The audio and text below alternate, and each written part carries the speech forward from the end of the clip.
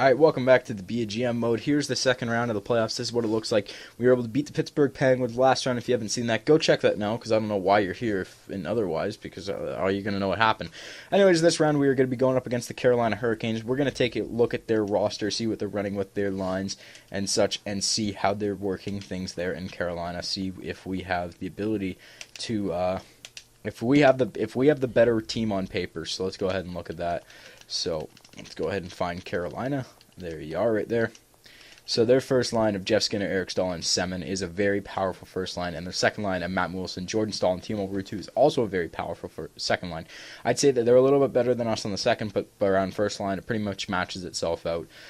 Third line and fourth line, very weak in Jiri Tolutsi being their only good player on the third line, and still a very good player in himself. But Nathan Gerbe and Richard Dorvac, I believe is what his first name is, very lacking on the wings. And Boychuk, Manny Malhotra, and Patrick Dewar also very lacking on the fourth line in general, but it looks to be more of a gritty line, so that's why that's out there. Defensively, I honestly would say that we have them beat all around. The first two lines of the defensive core is very good, but the third with Komisarek and Falk is a little bit lacking. Pickenen and Hainsley, along with Sekera and Gleason, is a very good core to have. And goaltending, they do have Cam Ward and Andre Khudobin, so if we can get Cam Ward out of the net, we should have a very easy time goaltending elite, but they should have the advantage in the nets.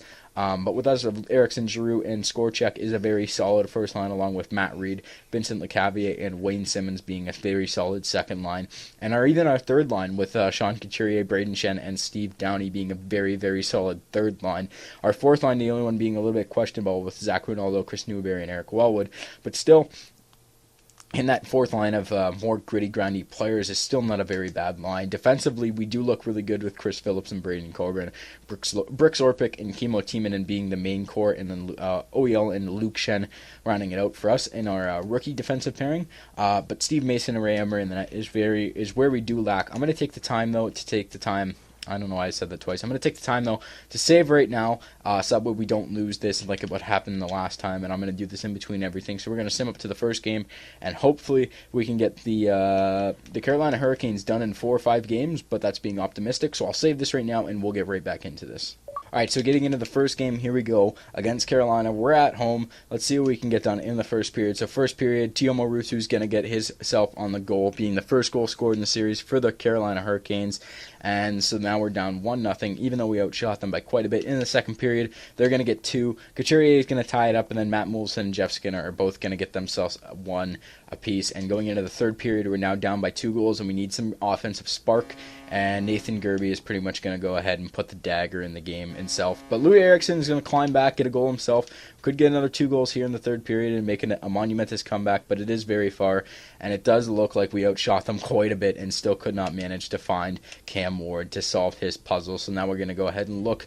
And Timo Ruutu gets his first from Jiri Tolutsi and Gerbe, and then Couturier is picking up his second from Lecavalier and Timonen. Matt Moulson gets his third of the playoffs from Timo Ruutu and Pickenen, and then Skinner gets his third from Staal. Gerbe gets his first from Gleason and Dorvac, and Eriksson picks up his first from Timonen and Giroux. So Giroux, a player that I led the NHL in scoring and points, hasn't really done much other than pass the puck in the playoffs, or something that I don't really like to see that much.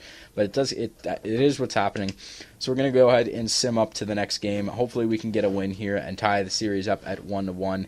Cam Ward should be back in net again for this one. So at home, in front of our home fans, hopefully we can get a win here. Hopefully we can get the first goal, and we do. Vincent Lecavalier steps up and gets a clapper on Cam Ward to take the early lead in the first period, 1-0. Going into the second period, Jakub Skorchek gets one on Cam Ward, and we're up 2-0 going into the third. There's still another 20 minutes to play, and Lecavalier is going to put the third one on the board, making him the player for the team. Semin's going to come back and put one on Mason, though, and then you go, Braden Shen's going to put another one past Cam Ward. And it looks like we were able to solve the puzzle in this game.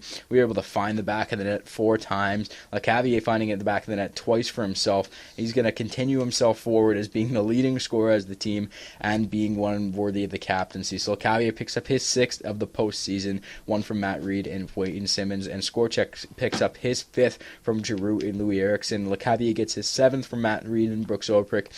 Semin gets his 3rd from Skinner and Staal, and then Braden Shen gets his 2nd from Sean Couturier and Brooks Orpik to give us the 4-1 lead in the second game of the series. So now we're going to push ourselves forward. We're going to go to North Carolina. We're going to head off to Riley, a team that I have previous experience being the GM of back in NHL 13 that didn't go over too well, didn't really last that long. Made a couple big moves to get a couple players in, but nonetheless, I GM'd also Carolina, so they do have a good organization being set forth right there. So yeah, so let's see as we continue on, let's see how things go in the third game. Let's get ourselves situated here in Raleigh, North Carolina, and let's see what takes off after the first period. Matt Moulson and Jordan Stahl are going to get themselves on the board to take the early 2-0 lead, and then Claude Giroux is going to get one on Cam Ward, but not after Matt Moulson gets the third goal of the game for the Carolina Hurricanes on Steve Mason. Power play for us, we can't get anything there. Power play for the looks like a 5-minute. Louis Eriksson picks up a shorty, and we're down by one. One goal. Somebody needs to step up and get it. There you go. There's power play. Kill it off. Come on, get a goal. Get a goal. There you go. Claude Giroux ties it up in the dying seconds of the game. We're headed to overtime. What's going to happen here? We're getting peppered with shots. We're getting peppered, and then, holy crap. And then Braden Shen, after all of those shots in a row, Braden Shen's going to put one past Cam Ward in overtime to give us the win, and we're going to progress on with the 2-1 series win. After that, that was ridiculous. So Jordan Stahl gets his third from Tiamo Ruutu and Pikkinen, and Matt Moulson's going to pick up his fourth from Falk. So a third period comeback by your Philadelphia Flyers gets 4 unanswered goals after the Carolina Hurricanes net 3 unanswered. Matt Moulson picks up his 5th of the postseason from Ron Hainsey and Yuri Toulouse. Claude Giroux gets his 2nd from Skorchek and Eriksson. Louis Eriksson picks up his 3rd from Couturier, and then Claude Giroux gets his 3rd from Braden Shen. And then Shen hits his 3rd from Chris Phillips and Scott Downey to give us the 2-1 series lead and make a third period comeback to come back and win that game there in Raleigh, North Carolina. This team does not want to be done right now. We have a guy who scored 7 goals for us, and we're just destroying. So going into the 4th game now, we have the series lead here. Let's see what happens in the first period. So it's going to be 2-2. So Shen and the man himself, Vinny Lecavalier, gets a deflection on Cam Ward, but then Semin and Skinner are going to come back and score a pair of their own, and we're tied up at 2-2. Going into the third, we're going to trade again. So Simmons gets himself on the boards, and then Hainsley's going to score one on Steve Mason. I accidentally hit the A button there, so I'm sorry about that. But now we're going to head into the 6x stimulation, and Oliver Ekman-Larsson gets one on Cam Ward to give us the early lead. Power play right there. Seeing a lot of stuff going on here, and who scored there? Kimmo Timonen gets a goal there as I'm accidentally fumbling around with my controller, giving us the 5-3 lead in the third game here of the season. Eric Stahl nets one with 6 minutes left. They put themselves within a goal. Should be the empty net goal coming up here, and there it is. Brooke Orpik next, an empty netter for us as we take the 6-4 win over the Carolina Hurricanes, giving us the 3-1 series win here. And Braden Shen gets his 4th of the postseason. Lecavalier picks up his 8th of the postseason from Matt Reed and Braden Coburn.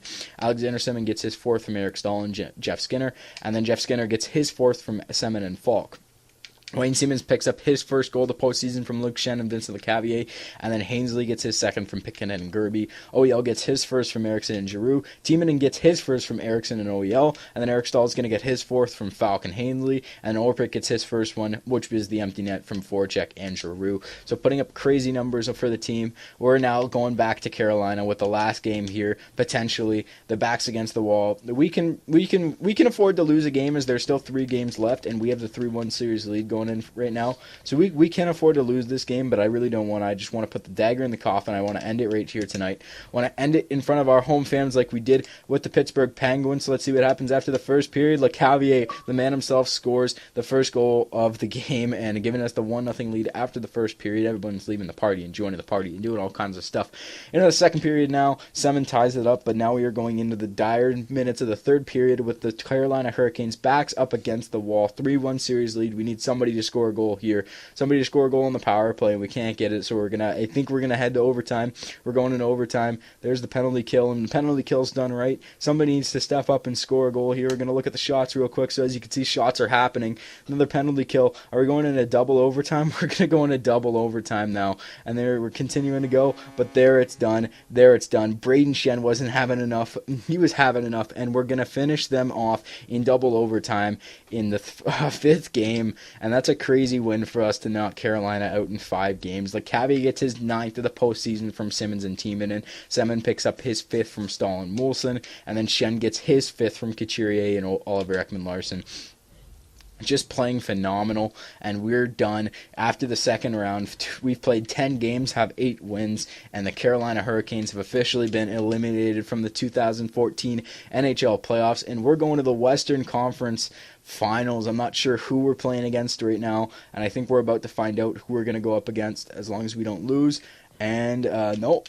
It looks like the Oilers and Flames are going to Game 7, but we are going to be playing against the Columbus Blue Jackets in the conference finals. I'm not sure who's going to be on the other side of the tape, though. So we're going to head to the stats, and we're going to look at the team stats for the playoffs. So as you can see, there's what it looks like. I don't know why I'm actually looking at the team stats. We should look at the player stats for the playoffs. So there you are. Once this loads, we'll get into that. So in 10 games played, LeCavier has 9 goals and 3 assists for 12 points. Shen has 5 goals. Skorchek has 5 goals.